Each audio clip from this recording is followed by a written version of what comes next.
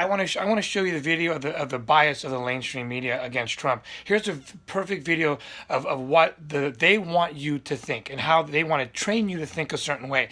This is a story about that idiot Frederico Wilson who lied and said that Trump called the mother of the slain soldier who was a hero in the military and said that he was insensitive and said that, oh, well, you know what?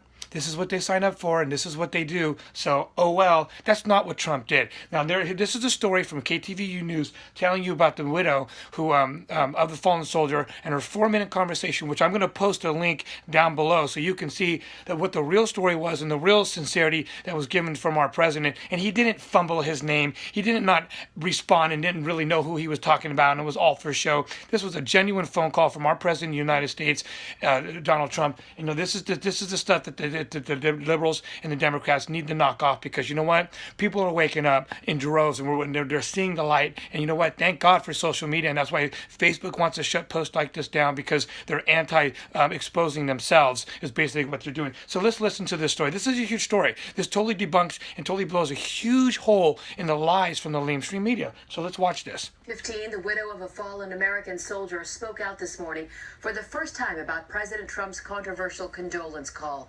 Maisha Johnson is the widow of Sergeant LaDavid Johnson, who was buried in Florida on Saturday. She confirmed the account of a Florida congresswoman who said that President Trump said about her husband, quote, he knew what he signed up for. She says President Trump struggled to remember her husband's name during the phone call from the White House last week. President Trump just issued this response on Twitter. We'll quote here. I had a very respectful conversation with the widow of Sergeant LaDavid Johnson and spoke his name from beginning without hesitation. Sergeant Johnson was one of 4 U.S. soldiers killed in Niger earlier this month.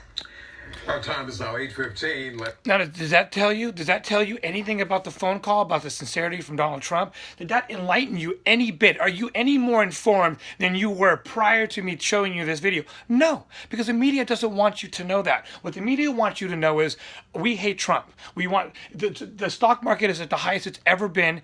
You know what? We got to impeach Trump. Unemployment is at an all-time low. Oh, that means we must impeach Trump. Illegals crossing our borders has gone down by over 40%. That's over 35,000 illegals who haven't crossed our border that we have to pay for, to the tune of $135 billion. Its tax burden is put on taxpayers every single year. But you know what? God, we got to impeach Trump. You know what I mean? There's so many other things that are going on that he's doing that are fantastic, and they won't talk about it. It's just for the next 3 years, every little thing. If somebody slips on a banana peel, it's Trump's fault. If the weather changes, it's Trump's fault. I mean, I even had some liberal lady, trying to tell me that the fires are a sign from God that God doesn't want Trump in the White House. God didn't want Trump in the White House. Trump wouldn't be in the White House. Okay, if God was in that, God's not going to burn 7,000 homes and businesses and kill over 40 people. And I can't even imagine how many pets have been murdered or have been killed